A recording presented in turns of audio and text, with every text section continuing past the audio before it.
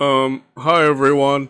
So, we're looking at this video called The History of Bulgaria, I guess, by a YouTuber who we have not covered yet, named Living Ironically in Europe. So, yeah, I'm not sure what to expect, to be honest, but I do want to talk a little bit about Bulgaria. We are no strangers, to this country and this group, mainly from all the other videos we've seen. We've covered Bulgaria a lot through its rivalry with the Eastern Roman Empire and how, basically was a rival. We even covered them all the way to the death of the empire under the Ottomans, who snuffed out the last remnants of them. So we've definitely seen the Bulgarians a lot. One thing of note is simply just how they usually wreck the Romans through sneak attacks. Like, they always did the exact same sneak attack on the Romans, and the Romans would keep falling for it, which I always thought was hilarious. They were really, masters of, sneak attacking and just owning the Romans in that sense. But we did watch a map video about the history of the Bulgarians from, their origins more eastward and their eventual migration all the way to where we know them now in Europe, the Balkans and whatnot. So we've definitely have seen a good amount of Bulgaria, but it'll be cool to kind of see, I guess... What the heck? Sorry, my dog came in. But, yeah, that's essentially it. We've covered a lot about, bits and pieces of Bulgaria, but I was about to say Romania, but, yeah, I'm really interested in seeing how this video is gonna play out, especially from a new person who we've never seen before. So, yes, make sure to check out, I always put the link in the description. It's literally always the first link, to these channels and these videos. But I would also like to ask, please subscribe, like, comment on this video, because it really helps me a lot, guys, and I do really want to grow. And, yeah, I don't really have much else to say other than we should get to it, eh? Without any further ado, let's watch The History of Bulgaria, I guess, by Living Ironically in Europe. Bulgaria.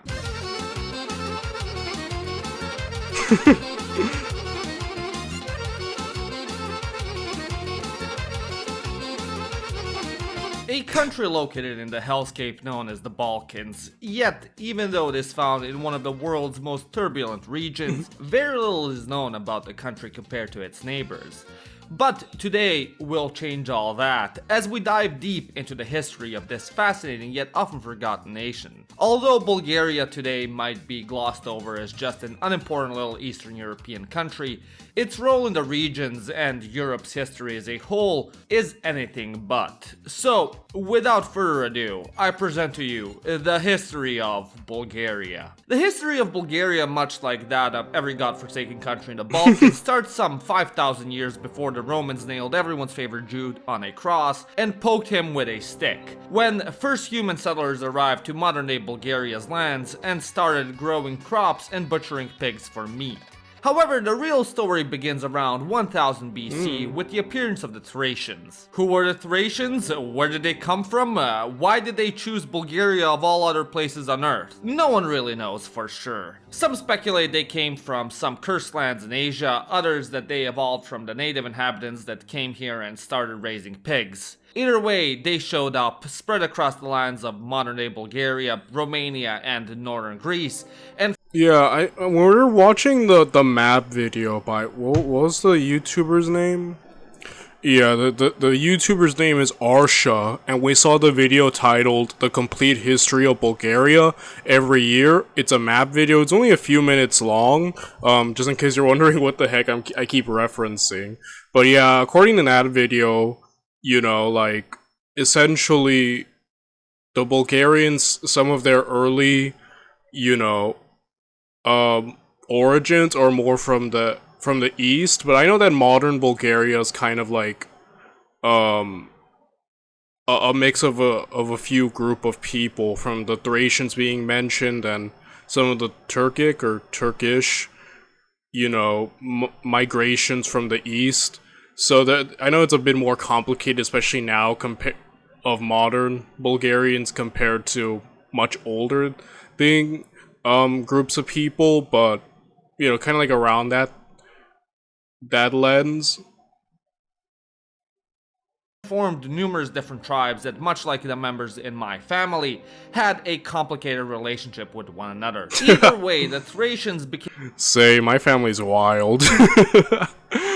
known as one of the OG Balkaners alongside the Illyrians, Dacians, and the ancient Greeks. For the most part of their early history, they just kind of hung out there, writing religious literature, living off the land, getting into tribal feuds here and there, typical BC stuff. However, starting from around the 7th century BC, the Greeks started colonizing parts of Bulgaria by building settlements around the Black Sea coast, boosting their ancient equivalent of a GDP. However, this started to change as both cultures became more powerful and united, which naturally led to war between the two in the 5th and 4th centuries BC. As a result of one of these wars, the ancient kingdom of Macedonia invaded Thrace, beat them to a bloody pulp, and established the city of Philippopolis, aka modern-day Plovdiv. Later on, Alexander the Great, North Macedonia's greatest treasure, continued the work of his father and further waged war against the Proto-Bulgarians, conquering most of modern-day Bulgaria.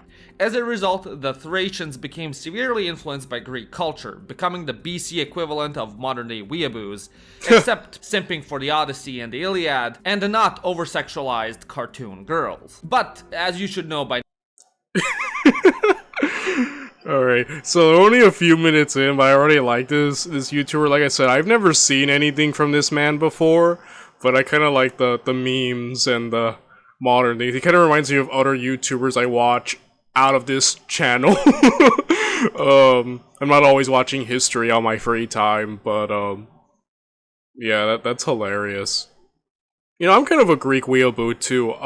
My experience with the Balkans is going to Greece. For those of you who are new, back in May I went to Greece because, quite frankly, I'm kind of a huge nerd for the Greeks. Ever since I was a kid, growing up, learning about Greek mythology, I just loved it. And like when we were watching the Alexander the Great series by Kings and Generals here, I was just like, I need to see this place. So I went there, and it's the first time I left the American continent, and I visited France and Greece. I was in France for a few days, Paris specifically, but I was in Greece for a few weeks. I made some posts on the community post section. You can see them; they're a bit lower, but yeah, overall, I really liked just being there. That's probably the closest I got to the Balk. Well, I was in the Balkans, but I didn't go into Bulgaria proper.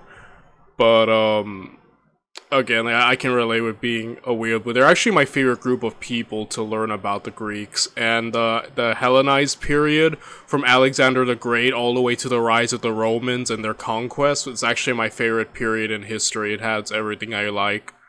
So yeah, I get that.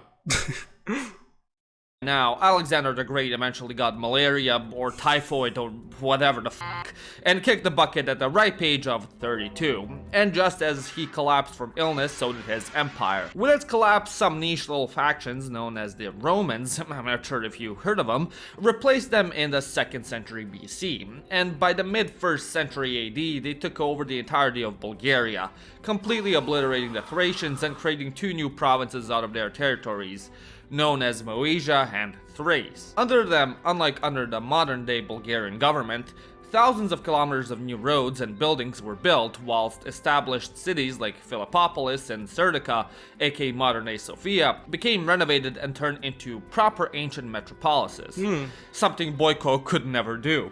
After the Roman capital was moved from stinky piss-smelling Rome to beautiful, sunny, pleasant-smelling Constantinople, ancient Bulgarian cities started prospering even more due to their closer proximity to the capital and had larger increases in influence and trade. However, as you'll soon get to know, nothing good ever lasts in Bulgaria. As such, in the 4th and 5th centuries BC, Thrace and Moesia started to get invaded by hordes of barbarian nomads, such as the Visigoths and Huns, who ravaged their lands and even sacked Serdica. Yet, with their raids around the 6th century also came another special group of people.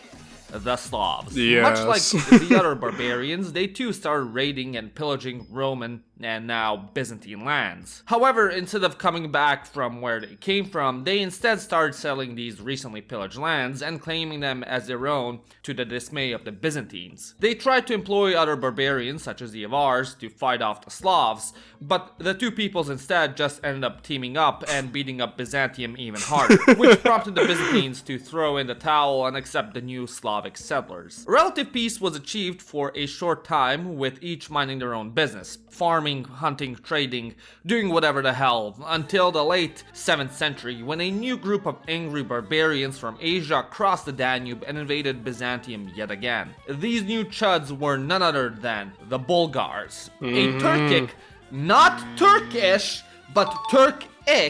I'm not calling Bulgarians Turks, they're two different things, so don't you dare write stupid comments about this. Group of people from somewhere in the Ural Mountains. Before their this is what I was getting at with the map video from earlier.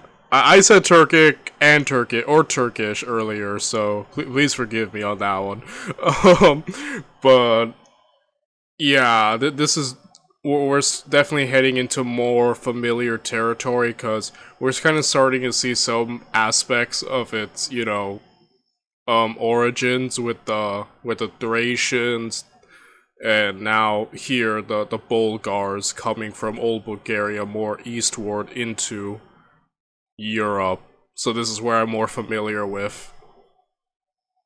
arrival to modern-day Bulgaria, they conquered the vast lands of the Ukrainian steppes stretching from the Sea of Azov to the river bank of the Danube. However, as they kept getting attacked by other nomads, they decided to continue moving westwards and claim the lands of Byzantium for themselves. After a quick 2-year war, the Bulgars were able to successfully defeat the Byzantines and founded their state of Bulgaria in what is today southern Romania and northern Bulgaria. But here's the thing, right? The lands they conquered weren't empty, but overflowing with sunflower seed eating, Adidas tracksuit wearing, kurva chucking Slavs. And much like your average 50-year-old American divorcee with a severe midlife crisis, they too could not resist the power of Slavic women, and quickly became integrated amongst them, learning their language, adopting their culture and religion, with the Slavs essentially breeding them out and taking over the Bulgar state with the power of snooze.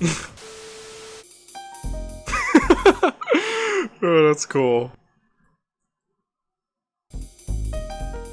Us and medieval Eastern Europeans are not that different, and back then they had to fight invading nomadic hordes that seek to pillage and plunder their villages, while today we have to deal with cyber criminals and big data companies trying to penetrate our devices and Starting from the 9th century, Bulgaria began to acquire a name for itself throughout Europe. Under the leadership of Krum Khan, the Bulgarians teamed up with the Franks to jump the Avar Empire and annexed much of the southern Carpathian Basin for themselves, which included the majority of modern Romania, eastern Hungary, and the eastern Serbia. Then, right afterwards, they started shit with the Byzantines and conquered Serdica, with which Bulgaria became known as a force to be reckoned with, and birthed the first Bulgarian Empire. In the beginning of the 10th century, Bulgarian Emperor Simeon I continued thrashing Byzantium, so much so that he waltzed his way into Constantinople and crowned himself as the emperor of all Bulgarians and Romans, like the Chad he was.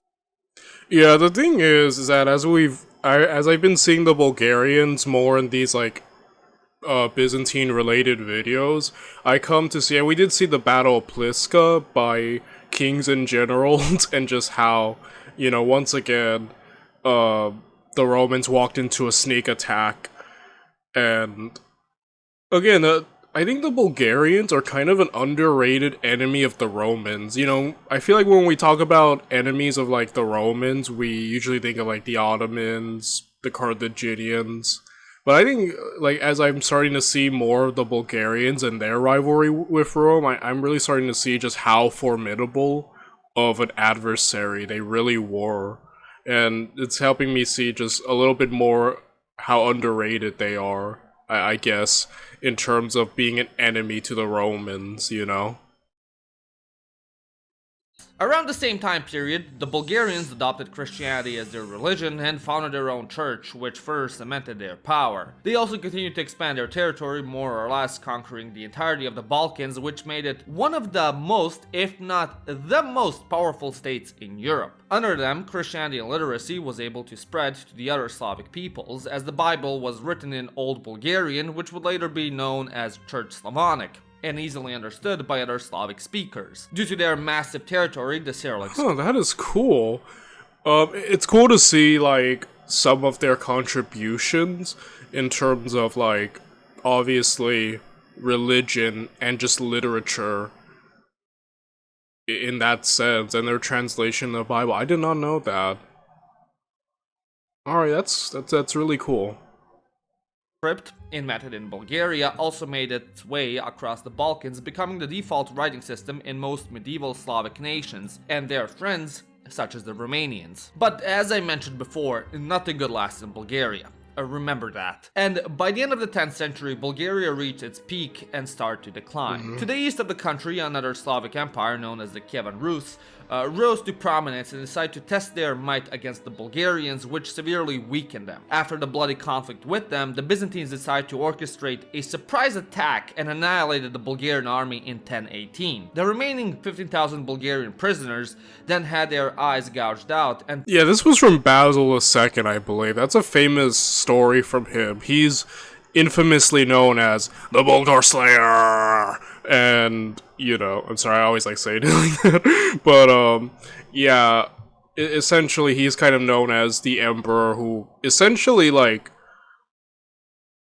drove off the Bulgarians, and I think even made them a vassal at one point, if I remember correctly.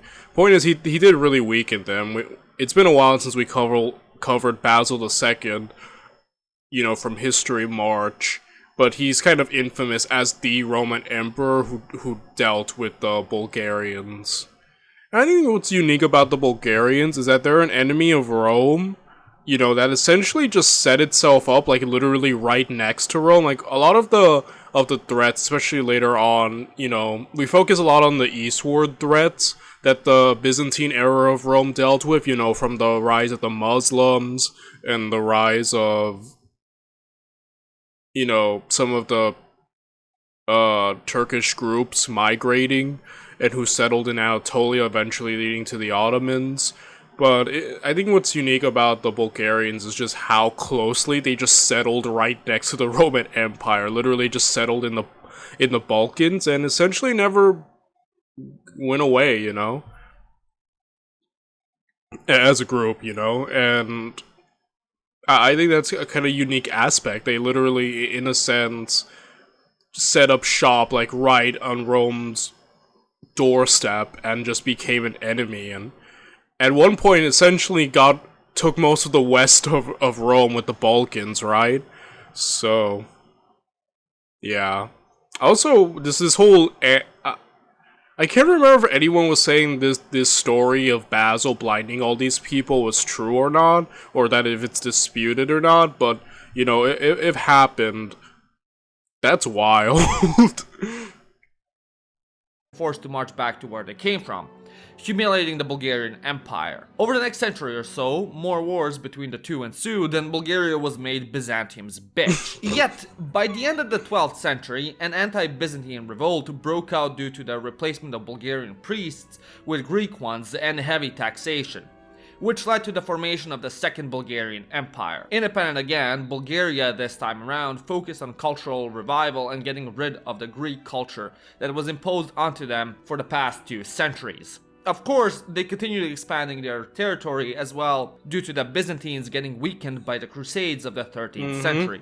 As such, they were able to conquer the entirety of modern-day Albania. Yeah, we covered the Fourth Crusade by Kings and Generals, another prominent showing of the Bulgarians, and around their time of where they were kind of, once again, through the Second Bulgarian Empire, independent, and yeah, it's been a while since we saw that, but I do remember that entire series was wild. Albania and Belgrade, which was a living nightmare for both the Serbs and Albanians. The Bulgarian expansion was halted around the mid-13th century with the Mongol invasion. Now, as I've discussed in practically every comprehensive historical video on this channel, the Mongols devastated practically almost every single country in Eastern Europe, who became shells of themselves after clashing blades with them. Bulgaria was no different. After the first initial impact from the Mongol army, a subgroup settled in the North Black Sea coast who would become famous for creating mayonnaise and a cucumber sauce that goes great with fish and chips. With them settling there, they continuously raided Bulgarian lands, which forced the Bulgarians to deal with their bullshit instead of progressing their empire. This continued for about a century or so, until the Poles and Hungarians had had enough of Tatar crap and organized a joint coalition to go and deal with the problem once and for all, driving them away from Bulgaria's borders and making the country much safer. However, as Bulgaria was forced to deal with annoying motherfuckers on the east, they completely ignored the annoying motherfuckers of the west, the Serbs. During this time, the Serbian kingdom started gaining more power and influence, and like any state at the time, used that to keep expanding its territory. With the Bulgarians busy with the Mongol yoke, they decided to seize the opportunity and grab some lands from Bulgaria. This alerted the Byzantines, who didn't want yet another Slavic Chad empire to deal with, so they hired the Turks to deal with the pesky Serbs. But just as was the case when they hired the Avars to deal with the Slavs, in the mid-14th century, the Turks also turned on them and instead decided to overrun Bulgaria, conquer Plovdiv and Sofia, establish themselves in the Balkans, and birth the Ottoman state. Yeah. Really came back to bite Rome in the butt. I know, especially like later Rome especially did rely on like foreign aid to call on help, but a lot of the times, from what I've seen, it kind of came back to like bite them in the butt, didn't it? And betrayal and whatnot. And it's really the Ottomans who stamp out the Bulgarians, at least the Second Empire, if I remember correctly, from the rise of the Ottomans. Which in no way would significantly impact the whole of the Balkans whatsoever. Anyways, over the second part of the 14th century, the Ottomans continued to exploit petty Balkan feuds and continued conquering more and more territory, completely devouring Bulgaria by 1396 with the fall of Vidin. As you should know by now, their expansion would continue and practically the entirety of the Balkans would end up devoured by them. In the early years of Ottoman-ruled Bulgaria, the Ottomans used drastic and cruel measures to exert control over the Bulgarians. Immediately upon coming to power, local nobles were either imprisoned or executed, whilst their subjects would be deported or enslaved. Much like in the other countries the Ottomans would go on to conquer, the devshirme system would be enacted upon the Bulgarians, where every couple of years a Bulgarian family would have to give up their son to the state, who would then be converted to Islam and turned into a soldier who'd continue Ottoman imperial aspirations. Bulgarian cities received new makeovers as the Turks rebuilt them in a more oriental style, whilst raising up tens of thousands of new mosques, covered bazaars, drinking fountains, and other glamorous buildings. Although the Ottomans did flood Bulgarian lands with Turkish settlers from Anatolia, many other peoples such as Greeks, Croats, and Armenians also migrated to Bulgaria due to trade and commerce opportunities. And although life under the Ottomans was no cakewalk, they still allowed the Bulgarian church to continue existing, and religious tolerance was better than it was in Western European states. As such, the years under the Ottomans weren't that notable and were quite boring up until the 19th century. By the beginning of the 19th century, new ideas of national identity and nation-state started to spread across Europe, and as they slowly made it down to the Balkans, ideas of life without the Ottomans, nor their kebabs, started to fill the people's heads. The first to start rebelling and longing for independence were the Greeks and the Serbs, who'd organize independence rebellions semi-frequently, so much so that the Ottomans had to play whack-a-mole in shutting them down. This unironically helped out Bulgaria quite a lot, as they were tasked with supplying the Ottoman military with adequate amounts of food and supplies in quenching the rebellions. As a result, Bulgaria went through an economic boom for a large chunk of the 19th century. The money it obtained from helping the military was then reinvested into funding Bulgarian language schools, newspapers, Bulgarian literature, and overall the revival of Bulgarian culture. With the new cash flow, the Bulgarians also funded the establishment of a new Bulgarian church. Even though the Ottomans allowed for the original Bulgarian church to stay active, the Turkish state still had significant influence in its matters. So with the Yeah, I really like these intercut like actual footage of like the real life places that managed to still exist. I don't know, that's just like really cool to see. Just some things we hear about in like history videos and like some remnants still just chilling out.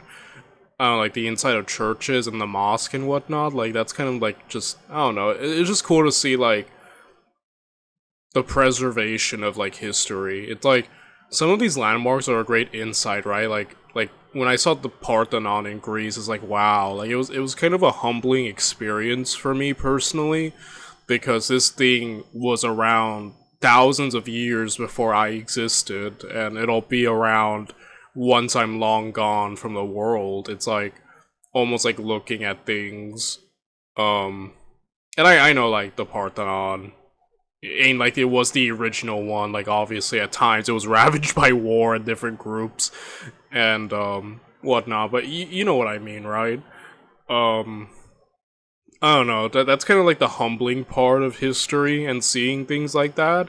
Like I don't know. It just like humbles me in a sense, but it's cool to see it. Like wow, this was like built like hundreds of years ago, and I know like the historical context. It's probably like my favorite part of getting into history. I think that's why I really appreciate a lot about this video. This and the memes that I'm that he puts in here, but yeah. Establishment of the new independent church, the revival of Bulgarian culture went into overdrive as suddenly churches across the country became epicenters bolstering it. By the 1860s, anti-Ottoman sentiment had finally come to Bulgaria as well, and Bulgarian radicals started organizing a rebellion of their own. In 1876, the first revolt broke out, but unfortunately was swiftly dealt with by the Turks. This, coupled with the fact that the Ottomans were constantly on the receiving end from new rebels in Bosnia and Serbia, decided to enact a series of brutal massacres across Bulgaria in an effort to discourage future uprisings. These savage killings then opened the opportunity for Russia to step in as the protector of Christendom to invade the Ottoman Empire in 1877 and put these massacres to an end. Balkaners and other allies joined the Russians in the war effort against the Turks, and by 1878 they were knocking at Istanbul's door. Beaten hard, the Ottomans were forced to release northern Bulgaria as an independent state, while the south became an autonomous province. Originally, the plan was to have Bulgaria united and control the majority of the South Balkans. However, Western powers rejected these plans due to the fears of Russia becoming too influential in the region. However, this wouldn't last long, as eventually southern Bulgaria would revolt again in 1885 and successfully unify with the north, unifying the entire country. Now, although the Bulgarian core was unified and independent, there were still a lot of Bulgarians that remained. You know what's interesting about the 1800s? Like when we covered the revolutions of what 1848, I could be wrong about that, but when we've covered the 18th or 19th century and you know the 1800s and whatnot, all these like revolutions and new ideas spreading all across Europe, right, of some type of national identity and you know kind of becoming prevalent and overreaching empires, like for instance the Habsburg Austrians kind of starting to lose control of Hungary, and then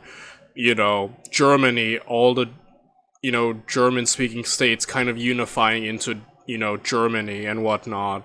And even here with the Ottomans losing control due to these Balkan groups of people wanting their independence. Like, it is a very interesting century in terms of just the type of, like, I guess, I'm not sure if I'm saying the word correctly, but, like, a national identity and the pride of that, and the desire to be autonomous in that, I think is such an interesting aspect. Every time we kind of touch in this century, that seems to be kind of the big one, right? A big aspect of the 19th century. So, yeah, I don't know, that's just something I was thinking about. the Ottomans. Most notably, I'm going to get so much shit for this in the comments, in Macedonia. Now, before I talk about this part of history and get screamed at by the Macedonians and called based by the Bulgarians or vice versa, I like to preface that ethnic identity in the Balkans and Macedonia especially was a complicated thing. Now, how we look at ethnicity and nationality is an extremely new concept, and instead, throughout the vast majority of history, we'd consider ourselves as either Christians or non-Christians. Ethnicity as we know it today could be considered extremely fluent as people spoke the language of whatever community dominated, and you'd have what we know as ethnic Macedonians today, who would consider themselves as Greeks because they spoke Greek, or Serbian because they spoke Serbian, or Bulgarian because they spoke that. And that's not at all exclusive to Macedonia. Yeah, modern Macedonia is an interesting one, as I've heard kind of things about, like, you know, it's its own thing, and, like, its identity among the Balkans has kind of been talked about at length. I don't know, it's an interesting, it's a very interesting thing. I think when I think about, like, for instance, for me, I'm Central American. I mean, I'm born in America, the United States of America. I was born here, raised here. I've been here all my life. I'm American, you know. But in terms, like, of ethnicity, my mother came from Nicaragua, and my father was Salvadorian. Both, you know, countries in Central America, and so in terms of ethnicity, I am Central American.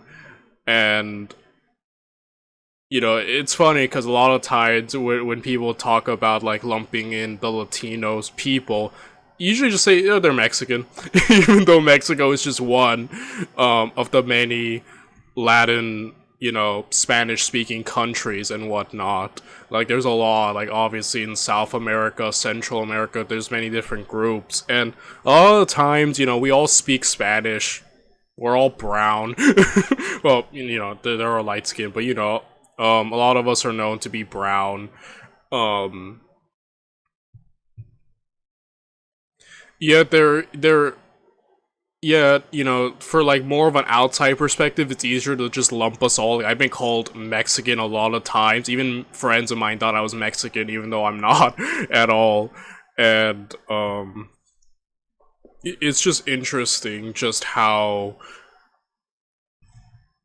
there are many distinct differences amongst us in the way some of us speak Spanish and our customs and whatnot differ, and why some of us can just be at odds with one another. Like, there's rivalry even among, you know, like, rivalries and even tensions among things, even though, like, on the surface there's so much similarities. But I don't know, like, that just kind of got me thinking of, like, the topic of, like, identity and ethnicity and culture and what makes us all, you know, how much there can be similarities yet distinctions among that. Like, the way some of us speak Spanish and some of our phrases differ from our, you know, other Latino counterparts, and it's no different in the Balkans. I don't know, I'm sorry, I'm trying to tie this in terms of, it is an interesting discussion, right, of just ethnicity, nationality, and how sometimes the lines can be distinct yet blurred.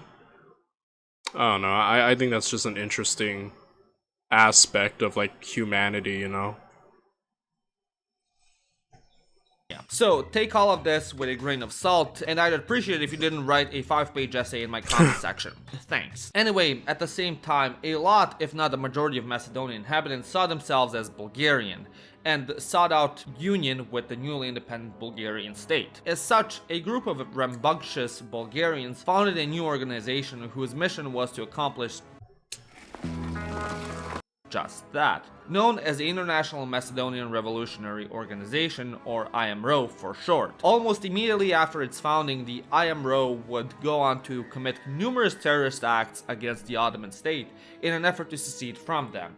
Now, as Macedonia had a bit of an identity crisis, there were also Macedonians that thought of themselves as Greeks or Serbs. And alongside targeting the Turks, the IMRO also targeted Serb and Greek sympathizers. All in all, the IMRO saw moderate success and was able to get a decent chunk of territory by 1903. But ultimately, they were crushed by the Ottoman state. After Bulgaria's unification up until the 1910s, the country saw a relative peace and was mostly focused on inner dealings and limiting Russian influence as to achieve true independence.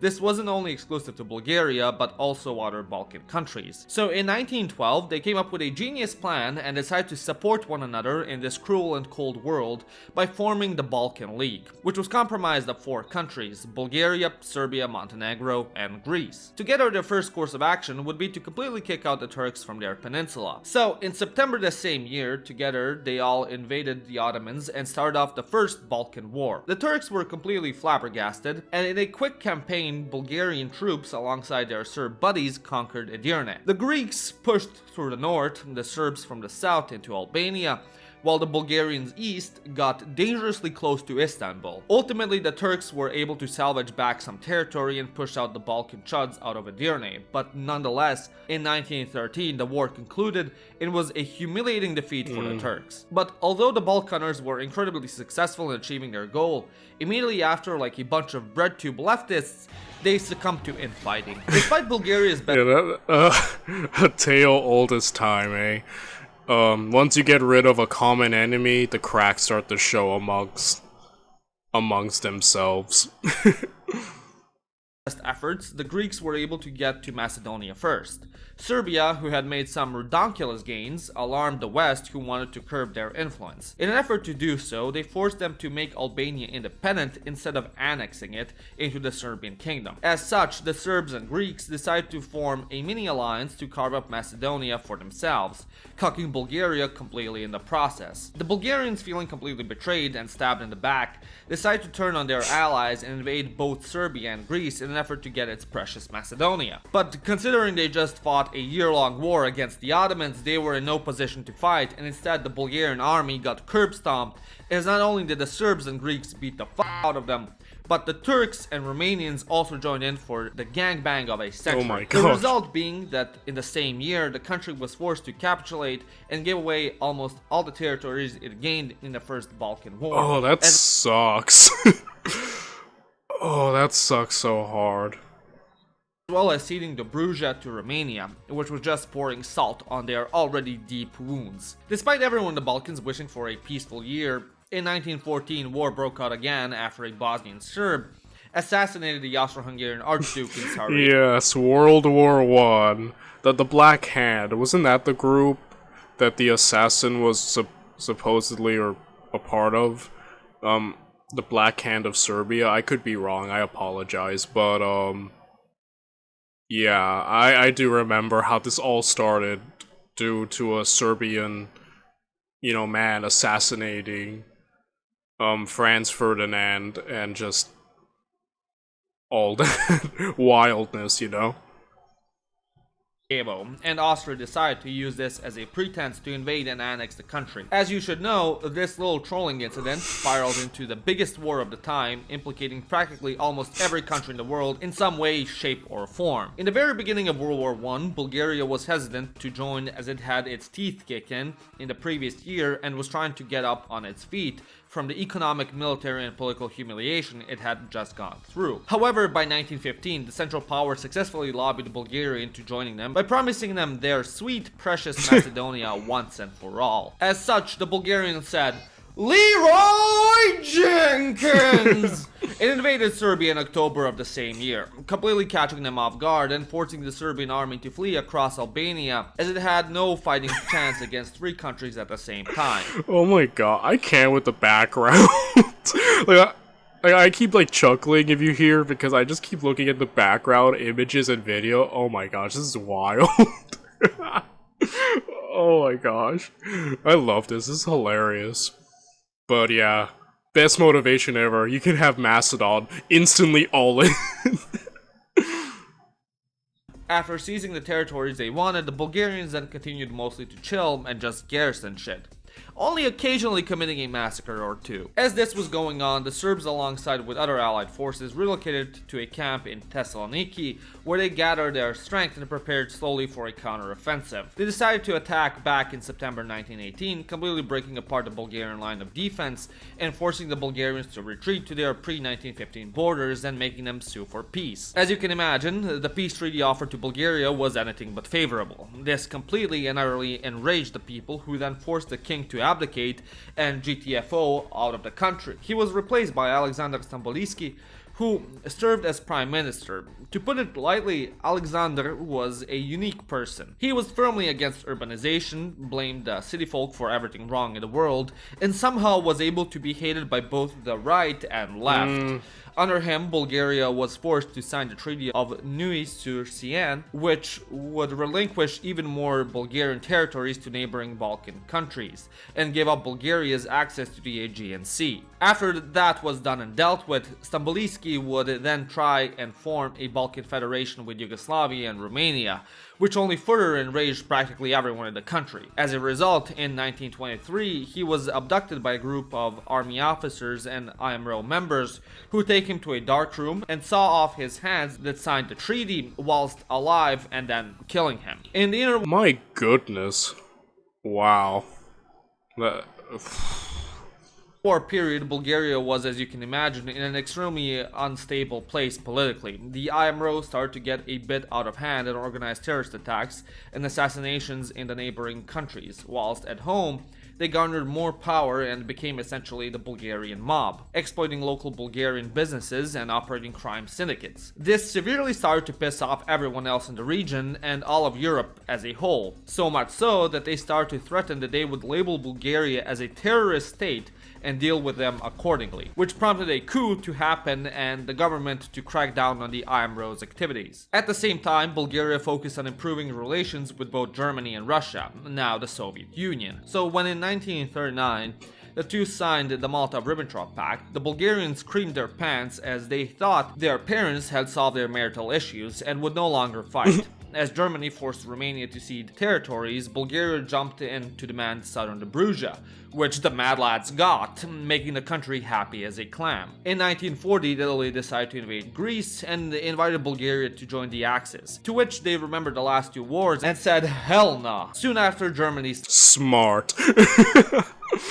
Yeah, the previous track records weren't great, huh? So, kind of smart. You got what you wanted, pull out while you can, right? Started amassing troops north of their border in Romania, who were intended to invade Greece. Seeing the writing on the wall, Bulgaria's Tsar Boris III, believing he had no other options if he wished to preserve his country, joined the tripartite pact and allowed the Germans military access in his country. However, although Bulgaria had joined the Axis, they refused to partake in the invasion of Yugoslavia, as they'd get PTSD attacks from remembering the last two times. Nevertheless, the Germans still forced them to do something and requested their assistance in occupying Yugoslav Macedonia and Greek Thrace, which they agreed to because, hey, it's f***ing Macedonia, man, how could they not? But after Germany decided to use the Ribbentrop Pact as toilet paper and set off on their road trip towards Moscow, Bulgaria started shitting bricks. Although Bulgarians were ecstatic that they finally got Macedonia like they always wanted, invading Russia was a huge bad omen in their eyes.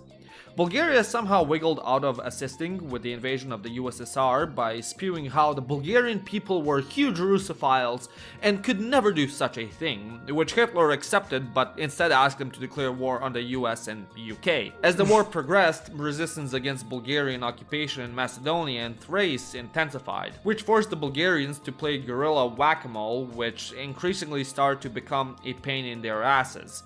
Becoming ever more exhausted in fighting a war they did not want and thinking that the outcome will be them getting their ass spanked, ways of switching sides started to be planned. Tsar Boris attempted to broker a deal with the Allies that involved keeping Macedonia and Thrace, but they weren't keen on allowing that, considering those gains were made via aggressive expansion. As these negotiations were going on, it is speculated that the Germans found out about them, and as a result ended up assassinating the Tsar, as he suddenly died after his visit to Berlin. Boris was superseded by his son Simeon, who was only 6 at the time. Oh my goodness. But, So this is really cool, like, mainly from the Balkans aspect of the World War II. I obviously know about the Greeks, their resistance of the Italians until, Hitler had to step in personally to help carry the team.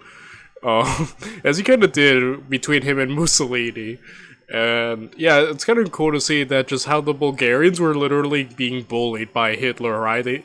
They really didn't have a choice. Like, Hitler probably would have just invaded, and I mean, I don't know, it's a bit iffy, right? But, like, essentially kind of being pushed around, that's an interesting aspect.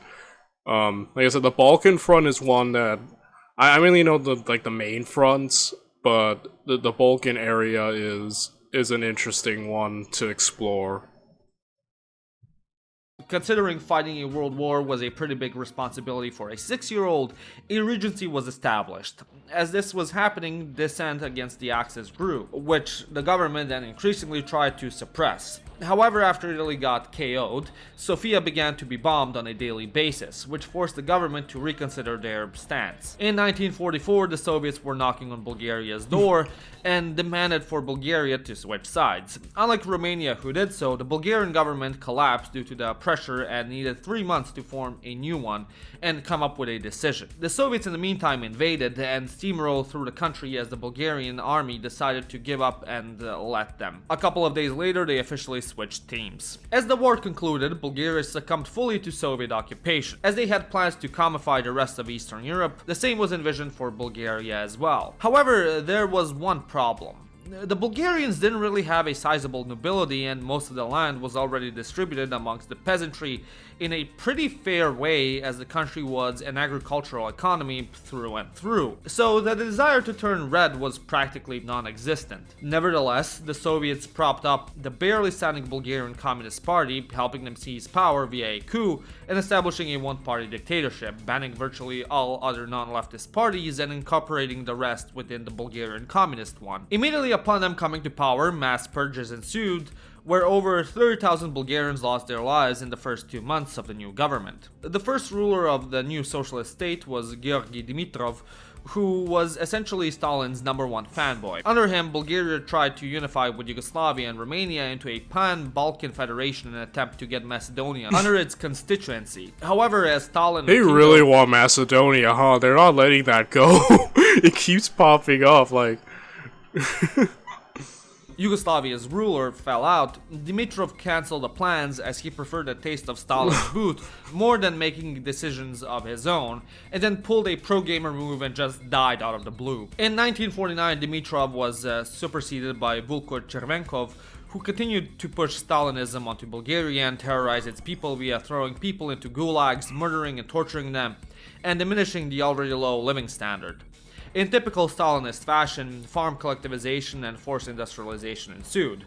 But as soon as Stalin kicked the bucket, Bulgaria's reign of terror did as well, as the entirety of the Eastern Bloc started to re-examine their life choices and implemented a more chill type of socialism instead. For the majority of the 60s and 70s, Bulgaria followed the Soviet Union more or less.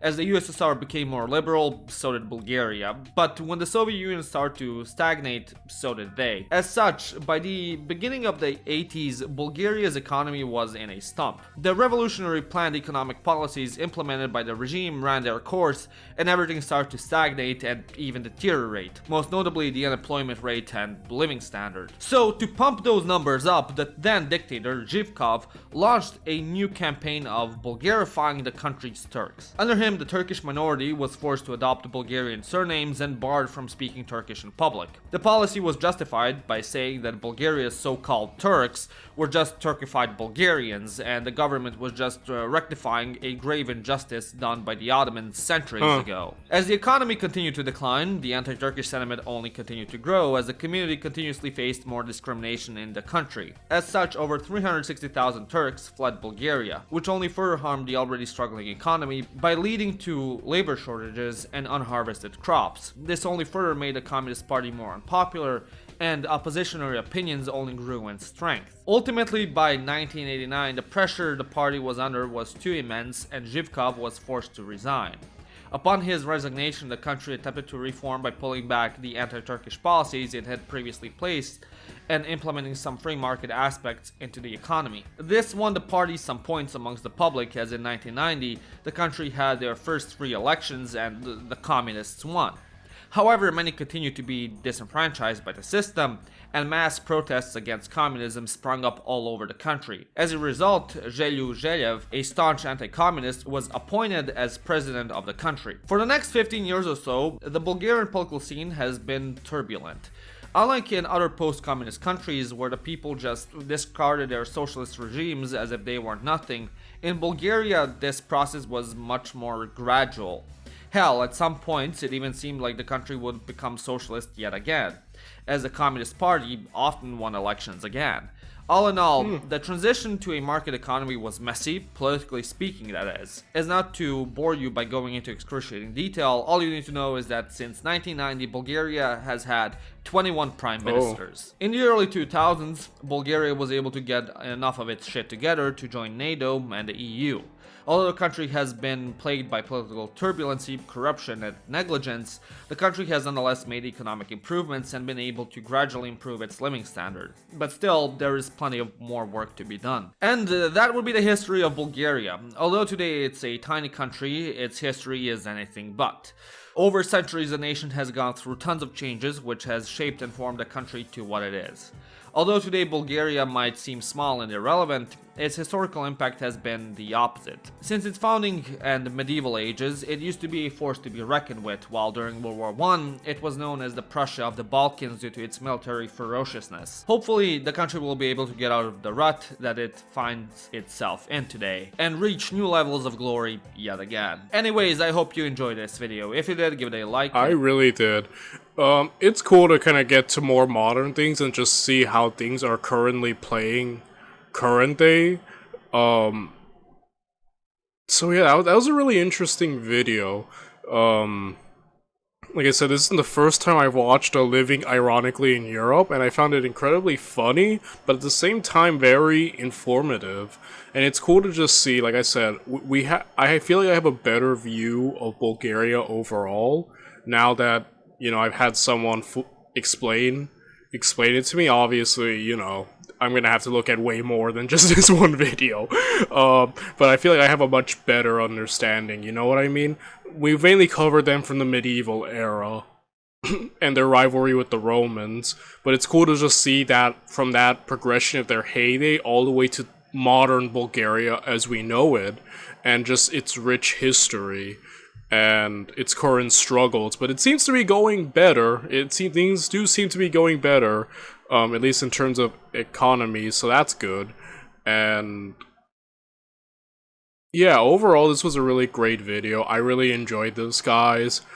Feel free to please look at the link below to check out the original video, check out Living Ironically in Europe, and please, if you enjoyed anything I've said, hopefully like, comment, subscribe to me as well. I would really appreciate it. Thank you all very much, and I'll see you guys tomorrow.